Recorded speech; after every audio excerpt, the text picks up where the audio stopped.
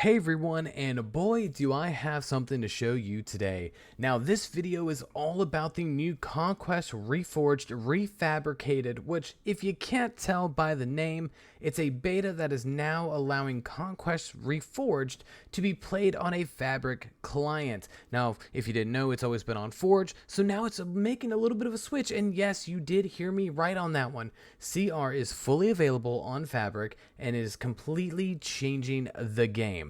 Now, not only can you install a ridiculous amount of mods now to really change it up, but you can now have a much better experience thanks to performance mods like sodium and lithium.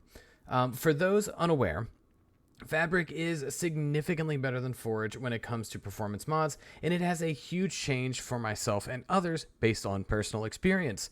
Now, before we begin, I want to point out a few things. Now, first of all, right off the bat, I noticed a significant change to loading times. Instead of waiting the 4 to 5 minutes to boot up on my Forge profile, I can now begin placing blocks in about 2 to 3 minutes thanks to Fabric, which, I mean, for any of you who heavily mod Minecraft, you know that 2 to 3 minutes is ridiculously short.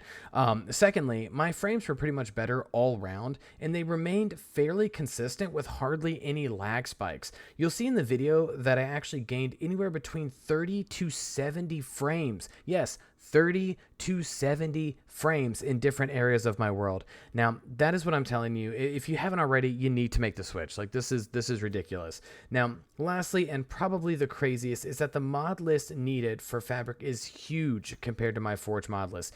And the game still runs better in pretty much every category. Just look at the difference here between the lists. Like, Forge barely has anything and runs worse. Fabric has a ton and runs better. It's ridiculous. And not only that, but the tests that you're about to see are running on a 20 chunk render distance with complementary shaders set on a high preset.